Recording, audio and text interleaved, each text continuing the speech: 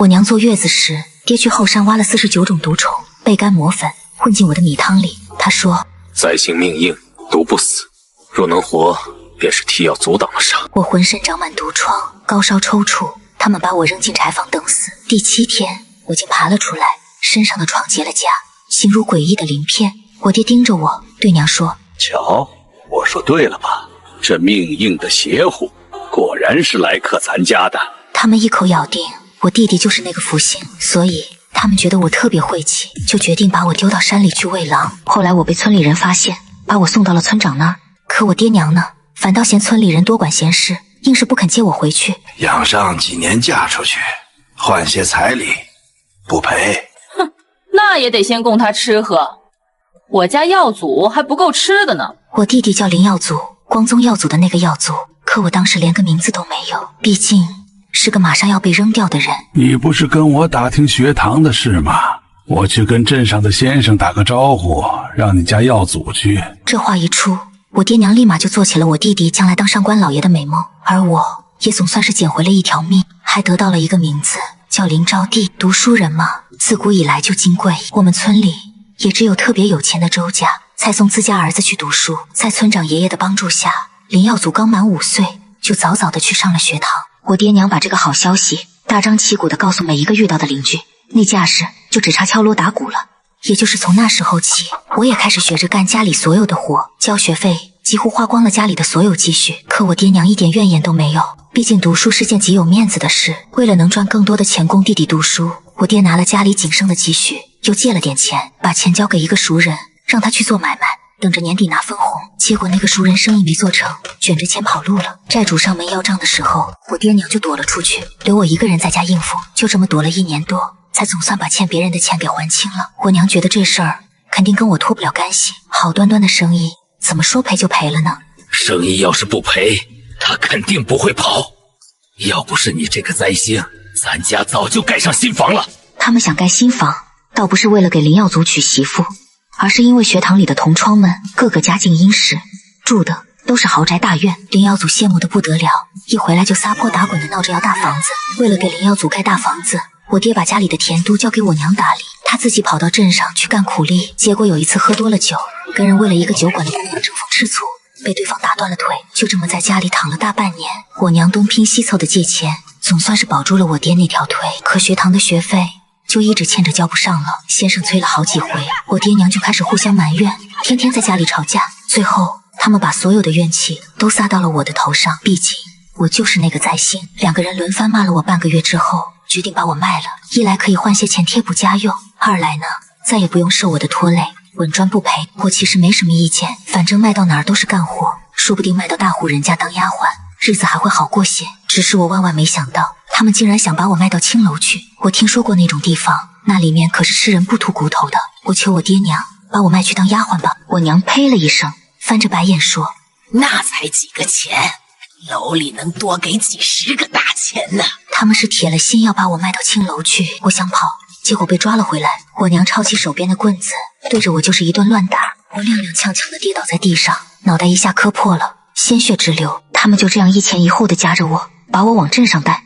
路过的邻居看到了，连忙上来劝。我娘叉着腰就开始骂人：“咋的？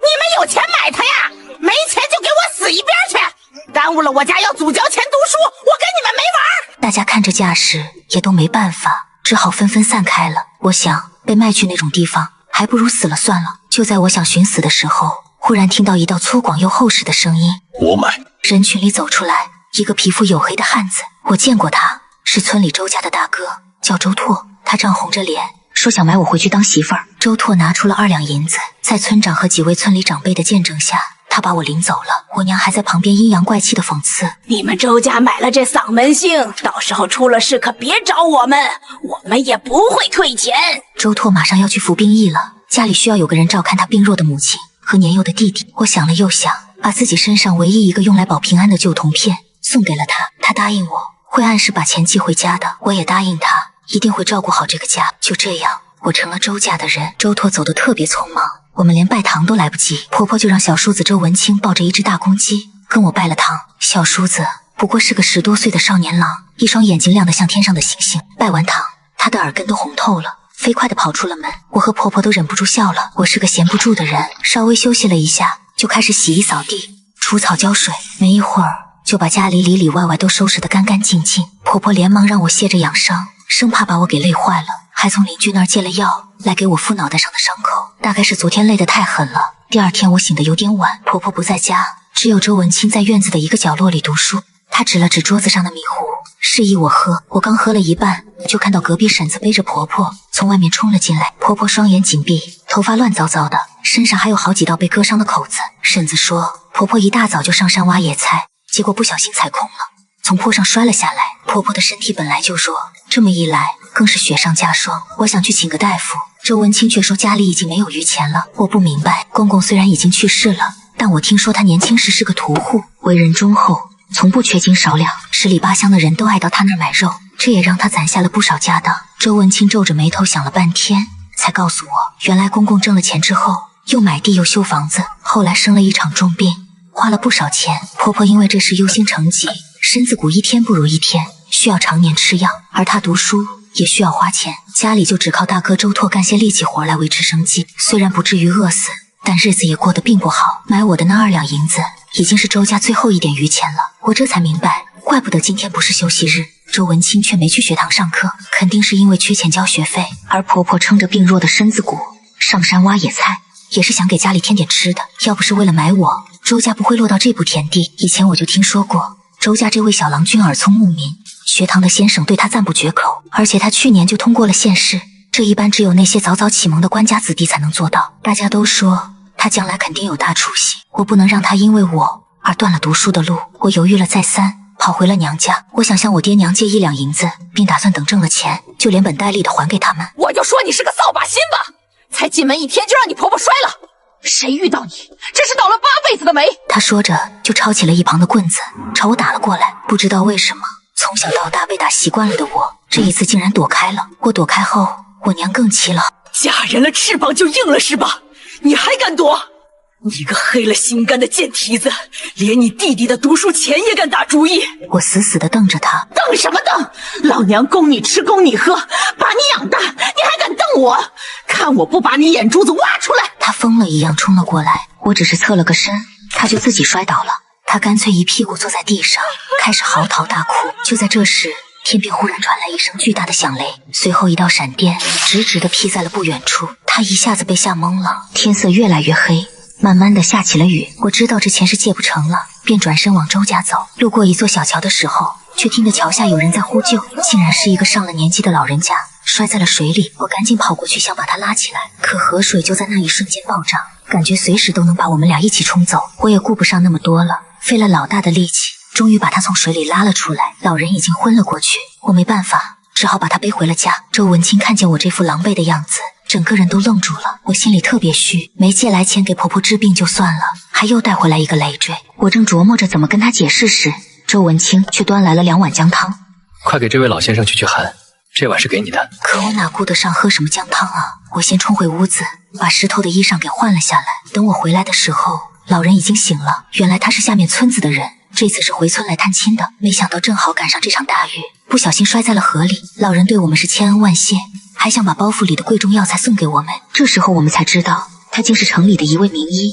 不得不说，婆婆的运气真是好。老大夫得知了情况，二话不说就给婆婆看了病，还配了药。他坚持要把那些值钱的药材都送给我，可我怎么都不肯要。我知道山里有值钱的草药，要是能挖到一些拿去卖钱，日子就不用过得这么难了。我就求老大夫教我怎么辨认药材。大雨连着下了3天，我就跟着老大夫学了3天。他很惊喜，说我是个学医的好苗子，临走的时候还依依不舍的希望我能去城里给他当学徒。可我当时只想给婆婆治好身子，然后攒够银子让周文清继续去读书。至于我自己的事，我从来没想过。天一放晴，我就带着干粮进了山。老大夫说婆婆的身子亏空的厉害，最好是能买些补品好好补一补。可是周家如今家徒四壁，哪儿买得起什么补品啊？我从前听人说过，人参是最好的补品，就想去碰碰运气。我挖了一整天，身上被蚊虫咬得到处是包，还被树枝划了好几道口子，结果也只找到一些很平常的草药。眼看着天色越来越黑，我赶紧往回走，却不小心被什么东西绊了一跤，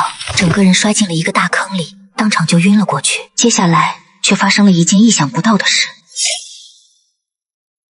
等我再醒来的时候，天已经蒙蒙亮了。我竟然在那个坑里昏睡了一整夜。婆婆和周文清肯定都急坏了，我连忙胡乱收拾起旁边散落的草药，一瘸一拐地往家里赶。离得老远，我就看到家门口围了不少人。我娘那尖锐刺耳的声音传了过来：找个屁！那小蹄子说不定早就死在山里了，本来就是个灾星，死了更好。你说的这是什么话？有你这么当娘的吗？我家可只有耀祖一个孩子，那臭丫头就是个养不熟的白眼狼，除了惹祸还有什么屁用？我压下心里的那股火气，出现在了大家眼前。原来是因为我进山太久没回去，婆婆担心我出事，就求村长让大家帮忙找一找。我娘不想让我爹和弟弟冒这个险，就一直在那各种阻拦。大家见我没事，也就都散了。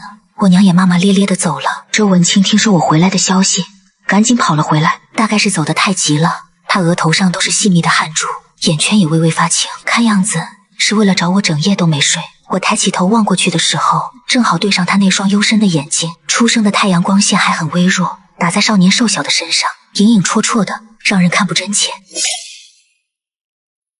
我安慰了婆婆和周文清几句，还赶紧拿出我挖到的草药来邀功，没想到竟然有一株人参从草药堆里掉了出来。婆婆大喜过望，问我是在哪儿挖到的。我也不知道啊，我明明只挖到了一些普普通通的草药，这人参该不会是我从那个坑里爬上来的时候顺手带上来的吧？婆婆高兴地抱紧我，我就说嘛，我们招娣是个福星。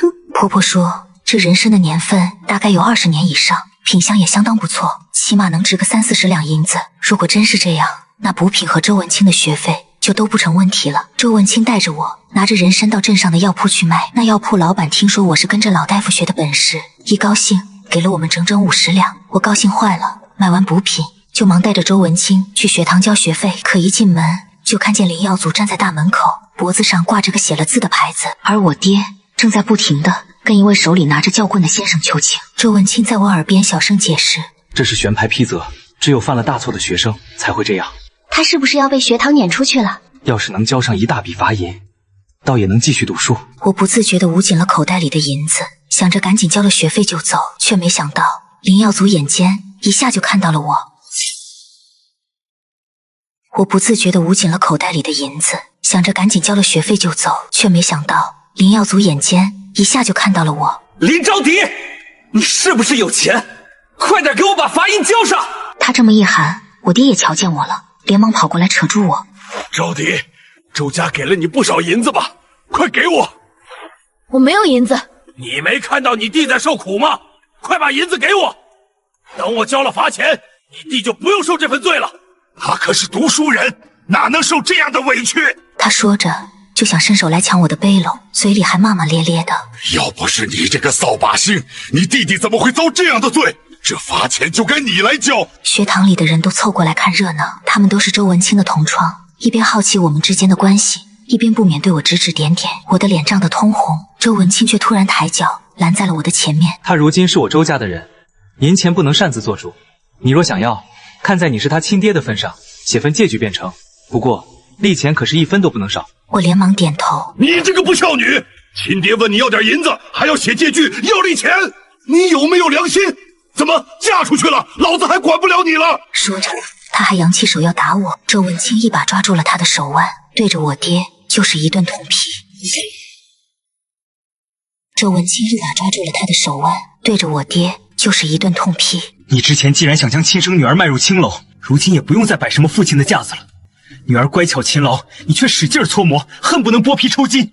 儿子不学无术，好逸恶劳，你却宠溺无度，种什么因得什么果，这是你活该。大家一听，所有人都对他们更加鄙夷，一人一句，骂得他们父子俩都抬不起头来。宣牌批则是为了让林耀祖明白自己的过错，并非交了银钱赔给同窗便能了事。若连这个道理都不懂，书读得再多，那也是无用之人。先生不由分说，硬是要把林耀祖赶走。我爹和林耀祖都急了，大骂我晦气，骂我是灾星，说要不是我来了，林耀祖顶多被批评几句。可我心里却没来由的感到一阵畅快。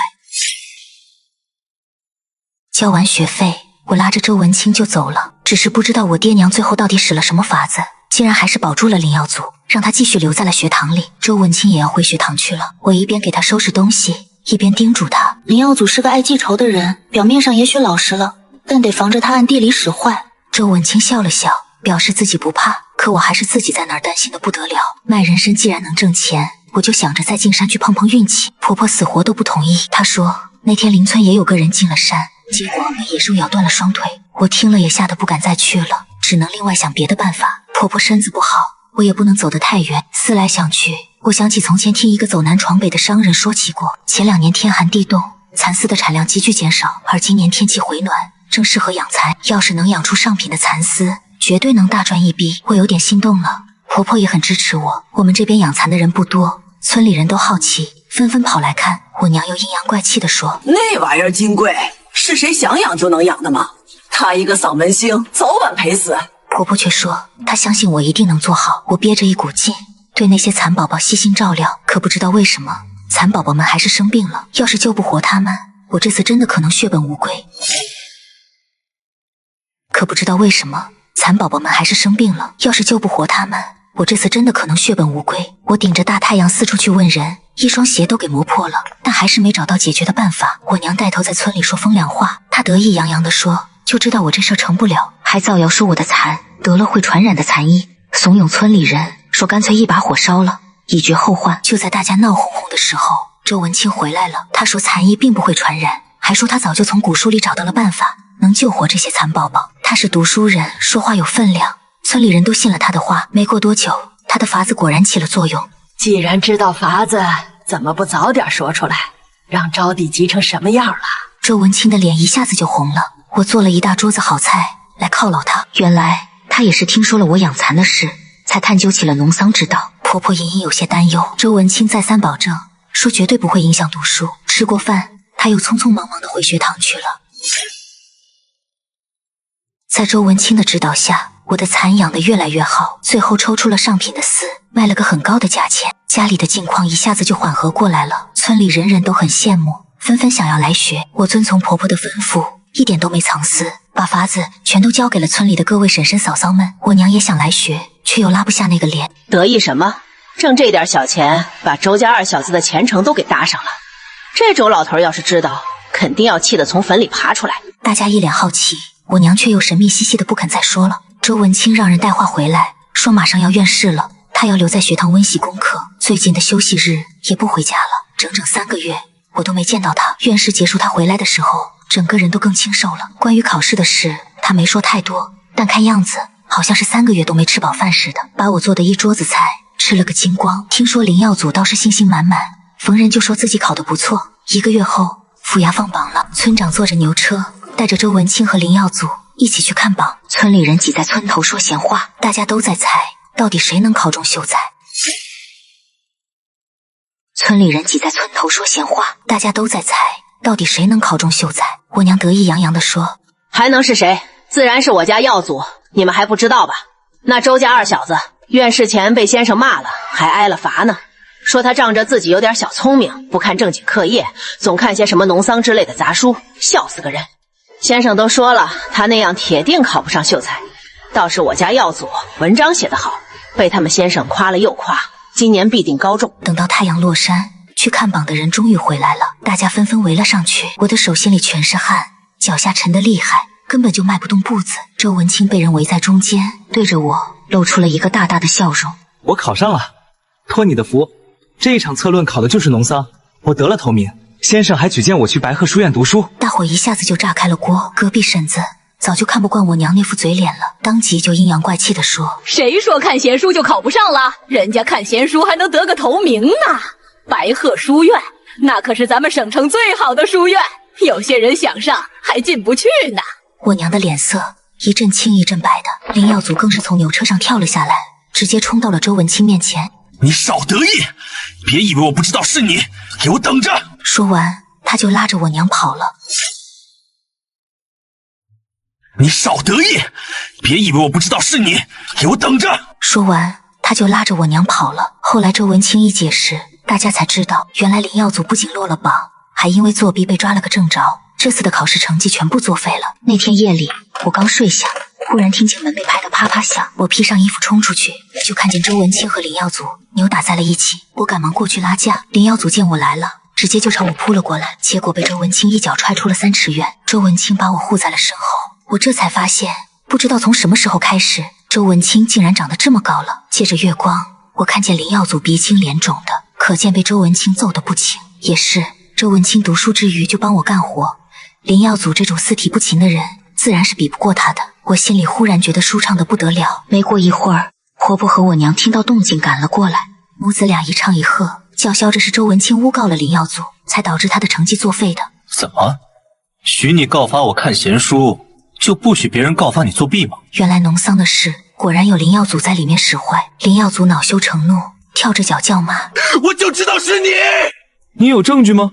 你有本事就去问先生，到底是谁告发的你？林耀祖一下子就蔫了，我娘却不依不饶，接过话茬接着骂，又指着我的鼻子骂我是灾星。周文清突然就爆发了。我娘却不依不饶，接过话茬接着骂，又指着我的鼻子骂我是灾星。周文清突然就爆发了。他已是我周家的人，你没资格骂他。然后他转过身，很严肃地朝我问道：今日我做主，你与林家断亲，从此之后再无瓜葛，你意下如何？我只觉得天旋地转，我真的可以摆脱林家这吃人的一家子吗？但周文清却不给我思考的机会，他是认真的。不说话就是同意了，你们都听到了吗？从此之后，他与你家再无瓜葛，再敢来吵嚷，别怪我不客气。周文清扬了扬拳头，撇下那对无能狂怒的母子俩，拉着我和婆婆就回了家。安顿婆婆睡下后，我横竖是再也睡不着了。想来想去，我取了白天刚缝补好的衣裳，给周文清送了过去。他还在温习功课，我放下衣裳准备走，他忽然叫住了我：你莫要害怕他们。我连忙摇头，我不怕他们，我只是怕周文清会吃亏。烛光下，周文清的眉目显得格外清秀，我看得心里一晃，忙找了个话头来说：原来是林耀祖记着炫派批责的仇，故意去告发你看农桑的书，幸亏你这次运气好。是你运气好，你是我家的福星。我可不敢担什么福星的名头，只要没人再骂我是灾星，我就很满足了。我可不敢担什么福星的名头，只要没人再骂我是灾星，我就很满足了。周文清却不依不饶，开始细数我来到周家之后家里遇到的各种好事，比如婆婆生病，我却正好救回来一个大夫；比如上山采药，却意外的采到了人参；又比如养蚕研究农桑，误打误撞的就对上了考题。他的目光灼灼，吓得我落荒而逃。他却又提高了些声音：既已与林家断亲，不如换个名字如何？他看着我，仿佛要从我的脸上看出些什么来。我的脸颊烫得厉害。随你，不如就改叫春妮。从此之后，我便有了自己的名字林春妮。白鹤书院在省城，虽说离得不算太远，但书院规矩严，一整个月才能回来一次。周文清回来的次数少了，但我却不能懈怠。我努力养蚕，供他读书，他将来必定是要到京城去赶考的，以后处处都要用钱。断亲的事在村里传开了，我娘，也就是林耀祖的娘，她气不过，到处宣扬说周家早晚有一天会被我这个灾星害死。我娘，也就是林耀祖的娘，她气不过，到处宣扬说周家早晚有一天会被我这个灾星害死。但乡亲们并不买账，他们还要靠我教的养蚕法子赚钱呢。第二年，林耀祖又没考中秀才，再次落榜了。他爹娘好面子，怕被村里人指指点点，干脆就闭门不出了。而我养的蚕却又抽出了上等的好丝，卖到城里，刨去成本，我竟赚了将近100两银子。我给家中添置了不少东西，又给周文清准备了几套上好的行头和文房四宝。我还给远在边境的周拓寄了些衣服和银钱。虽说才刚过了夏天，但边境冷得早，怕他在军中日子不好过。头1年家里没钱，时不时还要靠周拓寄回来的钱过活。如今我们也能帮衬帮衬他了。周拓一直没回来过，但时常会写信寄回来。他说他在军中混得不错，如今武艺大涨，上官也很器重他，提拔他做了个小头目。他还说入冬之后要是没什么战事，便可以请假回家探亲一趟。婆婆听了十分高兴。隔壁婶子听到这个消息后也笑着说：春妮一进门，大郎就走了，你俩连话都没说过几回，这下好了，回家待个10天半月的，你娘怕不是能抱上孙子了。周文清恰好也在家，却啪的一声丢下了饭碗。他转头就拎起包袱回书院去了。我追出去的时候，他已经没了踪影。天凉了之后，村里忽然流行起了一种咳疾，许多人都中了招，发高热，浑身疼，咳得喘不过气来。上次救下的那个老大夫特意找到了村里来，给了我一副药方，要我和婆婆照着方子吃药，有病治病，没病也能做个预防。婆婆惦记着她远在百里之外的老父亲，听说他也病倒了，婆婆就拿着药方和药材匆匆赶了过去。我则把药方交给了村长爷爷，希望能帮帮乡亲们。但这病来势汹汹，没多久就把村里人都给传上了，10里8乡的人都在生病，镇上药铺的药材都卖空了，即便有方子也抓不到药，许多老人和孩子都没能扛过去。我很担心马上要考试的周文清，还有婆婆和外公他们。然而第2天我也病倒了，我头痛欲裂，咳得昏天黑地，胸口闷得喘不上气来，连下床给自己倒1碗水的力气都没有。昨天隔壁婶子的小孙子没了，昏昏沉沉之间，我听得四下里到处都是哭声。昨天隔壁婶子的小孙子没了，昏昏沉沉之间，我听得四下里到处都是哭声。这时一个温热的手掌将我抱了起来，把水送到了我的嘴边。我努力地睁开眼睛，发现竟然是周文清。我是在做梦吗？他怎么回来了？不是要考试吗？我在混沌中感到额头上附着温热的布巾，有人正用棉絮蘸了水轻轻润着我干裂的嘴唇。当我再次睁开眼时，周文清正靠在床边的小凳子上打盹，眼下是浓重的青黑色，灶上煨着药，一股苦涩的气味弥漫在屋子里。你怎么回来了？我一开口，声音沙哑的把自己都吓了一跳。他立刻惊醒了，眼中先是闪过一丝欣喜，随即又蒙上了一层复杂的阴影。我起身坐在了床边，听见他说：书院停课了，疫病传到了省城，许多学子都染上了，考试延期。我想问，那你是不是错过了考试？可话到了嘴边，却见他眉宇间全是疲惫，甚至还有一丝后怕，便又咽了回去。我想问，那你是不是错过了考试？可话到了嘴边，却见他眉宇间全是疲惫，便又咽了回去。药是哪儿来的？我回来的路上遇到了那位老大夫，他在个处疫病严重的村子义诊，正好也要来我们村，这药是他配好给我的。他说幸亏你早把方子给了村里，延缓了病情，不然……我心中一动，那药方果然是有用的。娘和外公呢？都好，外公吃了药已经能下床了。娘不放心你，本想回来被我劝住了，我也不放心。空气忽然安静了下来，只听得见柴火在灶堂里发出轻微的噼啪声。我捧着温热的药碗，那股热度一直传到了我的心口。你回来了，真好。周文清猛地抬头看我，那双总是沉静明亮的眼睛里，此刻翻涌着我从未见过的情绪。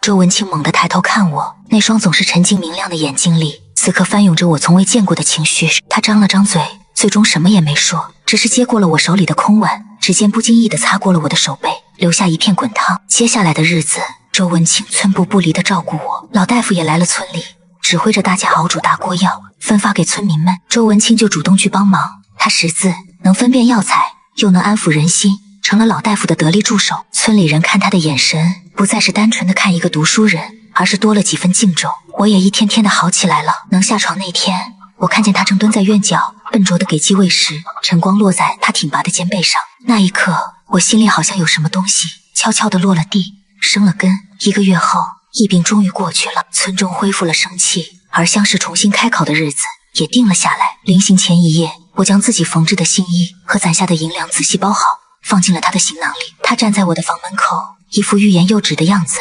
春妮，等我考完，无论结果如何，我都有话对你说。我的心跳得像打鼓一样，点了点头。这一次送别没有太多的话，我站在村口，看着他那青山磊落的背影越走越远，心中充满了平静的期待。2个月后，捷报传来了，周文清高中举人，而且还是亚元，名字非常高。这个喜讯震动了整个乡里，而比喜讯更早一步到家的是周文清本人，他身后还跟着一位信使。原来周拓在边境立了战功，已经被提拔为校尉。他托返乡的同僚带回来了赏银和一份地契，他在我们家乡所在的州府为家里置办了一处小小的宅院。大哥说边境暂时安定，他年底便能告假还家。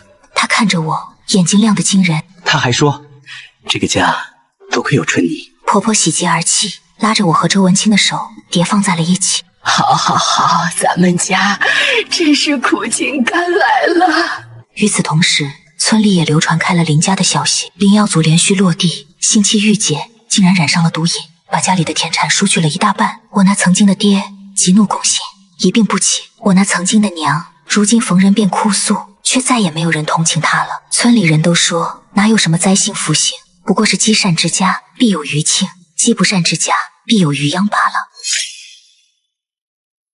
深秋的夜晚，明月高悬，周文清把我叫到了院子里的桂花树下，香气特别浓郁。他手里握着那枚我当年送给大哥周拓的旧铜片，铜片已经被摩挲得温润光亮了。大哥托人将它带了回来，他说这份福气该留在家中。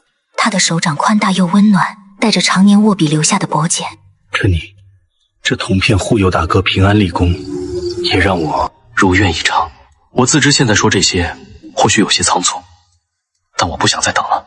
我中举的捷报连同求亲的拜帖已一并送往周副作事的家中，我想求他做媒，为我们主婚。我一下子怔住了，掌心铜片的温度和他话语里的热度几乎要将我灼伤。你问我何时能不再害怕？他向前走了一步，身影将我温柔地笼罩住。现在我告诉你，从今往后你不是林招娣，也不是任何人的灾星。你是周春妮，是我周文清3书6礼明媒正娶的妻子，是我要用一生护佑的福星。夜风拂过，桂花像细雨一样飘落下来，我望着他眼中清晰倒映着的那个不再惶恐的自己，终于缓缓的、坚定的点了点头。远处更夫打更的声音响起，悠长又绵远，仿佛在叩响一扇通往崭新岁月的大门。